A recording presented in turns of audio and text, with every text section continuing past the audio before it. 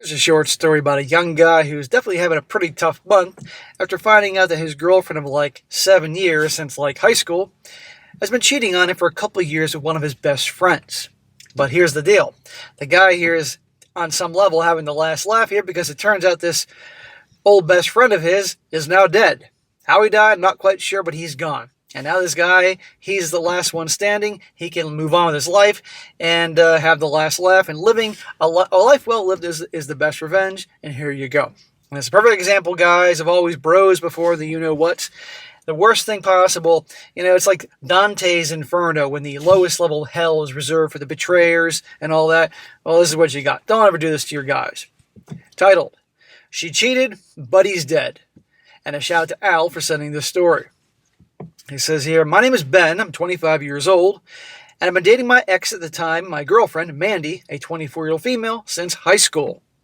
We've been dating for 7 years at that point. We had a circle of close friends, and since the start of university until this year. At the start of this year, one of my friends, Johnny, died. Mandy was close to Johnny, and I was never too worried about that because I trusted her. Dude, smack. Your girl shouldn't be hanging out with another dude. And you're about to see why. These stories prove that every time. But at the end of last year, while I was on vacation, I speculated something was going on between the two of them and told Mandy that I was not comfortable with it, but she denied and reassured me that there was nothing to worry about. Well, that's what they always say. Do you expect her to say, oh, yeah, okay, I know you're worried, but I've been sucking his you-know-what for 2 years? No, she's not going to tell you she's been sucking his you-know-what for 2 years. She's going to act like nothing's wrong. She'll act like you're the crazy one. Well, Mandy usually lived with me, but the day of Johnny's passing, she went home. The next day, Mandy came over in the morning to see me. We were texting normally throughout those days, like our normal good mornings, I love yous and all that. And at that time, I didn't know of Johnny's passing until another one of our friends had called me to let me know. She checked in on how I was doing and gave me a kiss when she walked in. I was still in denial and shocked by Johnny's death as he was a close friend. Well, I think we all want to know here, how'd he die? If he's in his early to mid-20s here, it must have been an accident or something. But then again, who cares because he's a scumbag. Well, I asked Mandy what happened, and if this was all real. And in one sentence, I kid you not, she says, yes, Johnny, he is dead, and I've been seeing him. Oh yeah, thanks. At that moment, it felt like the whole world just shattered around me. All I could say was, I knew it. And she replied with, sorry for making you feel crazy. That's it. That's her fucking response. Sorry. I could not bear to say anything to her after this. The girl I knew was gone. Then I asked her one more question. Did you love him? And she said, yes. Then I asked if he was still here, would you be with him? And she replied, yes. Oh my God. Well, he was right. He knew she was cheating. He knew something was up. That's why you trust your gut, guys. And by the way, now that he's dead, in her mind, she's going to see him as like, I don't know, a fucking saint. Utter perfection. The one that got away. She'll be like fucking the chick in Titanic who spent 90 years fantasizing about Leonardo DiCaprio's character, whatever. There you go. Yes, I've seen Titanic, guys. Most of you have too, whether you want to admit it or not. Anyway, through the next 2 weeks, I found out more information regarding their relationship. She had told her friends that she had actually been seeing him for 2 years. 2.5 years, actually.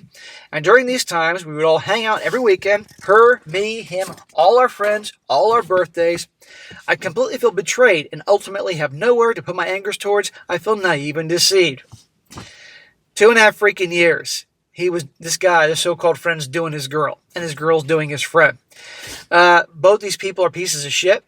And I think I can speak for the majority of you saying, ha ha, that asshole's dead. Because any guy that does that to his buddy, not to mention for 2.5 fucking years, that's a lot of dick in 2.5 years in her. He deserves it. I don't care. And I gotta wonder, do any of those friends know? Flip a coin. Our friendship group had been debriefed about the whole situation and realized that there were signs all along throughout these 2 years. Somebody noticed that Mandy and Johnny were close during certain parties, but we all gave them the benefit of the doubt that they were just close friends as we all were. No, they weren't. You all were close friends, but you weren't all getting butt naked with each other. Moreover, during Johnny's funeral, his family gave a eulogy mentioning Mandy as his life partner of 2 years.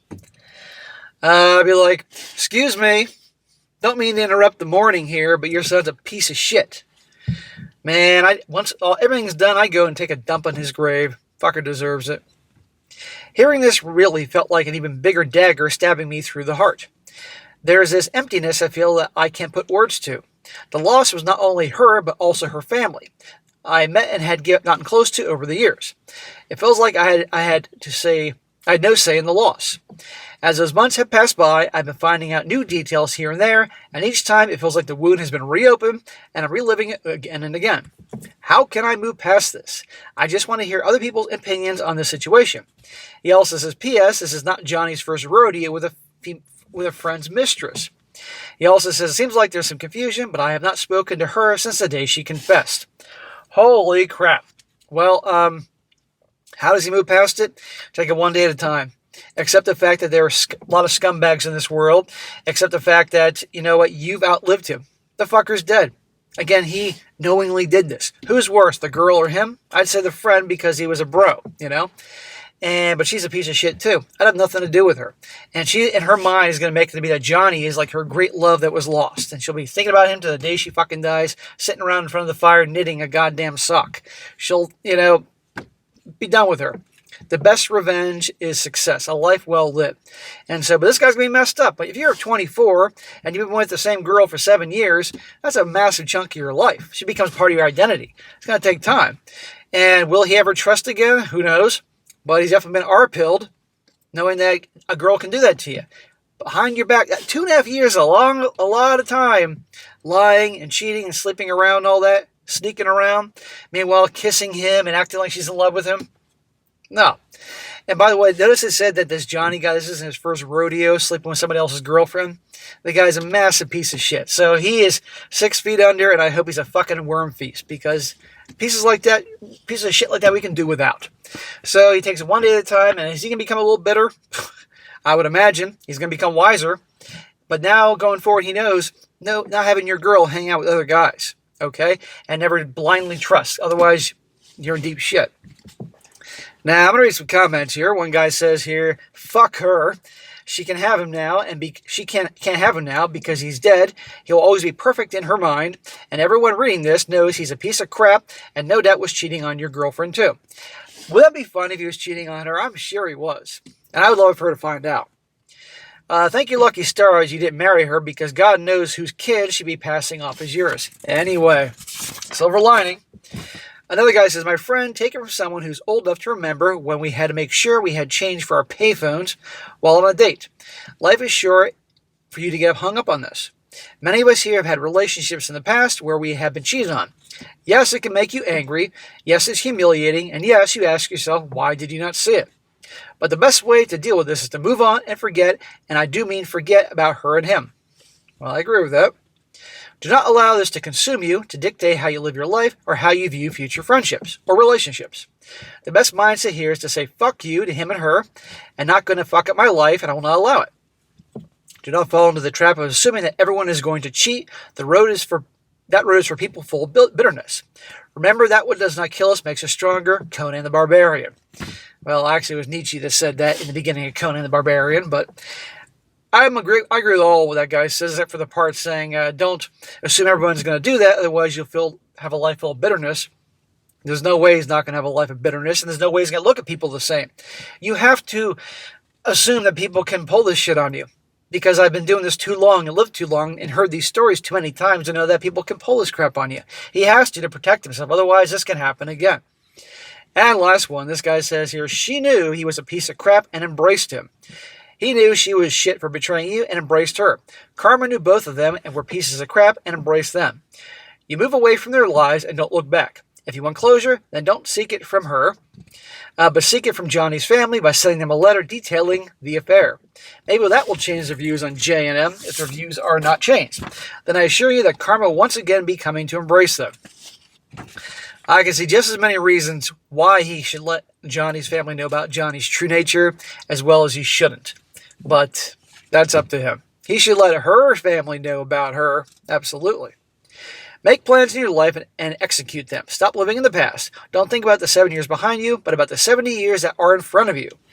Nothing will rub your ex the wrong way than you achieving success and living a much better life without her. Ding, ding, ding. When he's ready, replace her with a younger, more beautiful woman.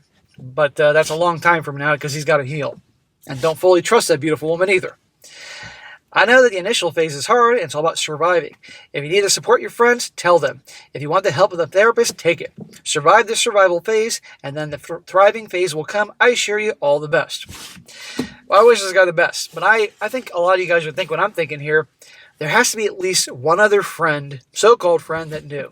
There ain't no way nobody else didn't know about this was going on. And I get into the bottom of that. Some serious investigating. So anyhow, I'm sorry for this guy. Lesson of the story is don't let your girl hang out with other guys, and if she doesn't like that, dump her ass. Establish the boundaries in the beginning of the relationship. But this is the crap that can happen. Bros before hoes, guys. And honestly, the way I see it, it's one less a-hole in the world. So burn in hell, Johnny.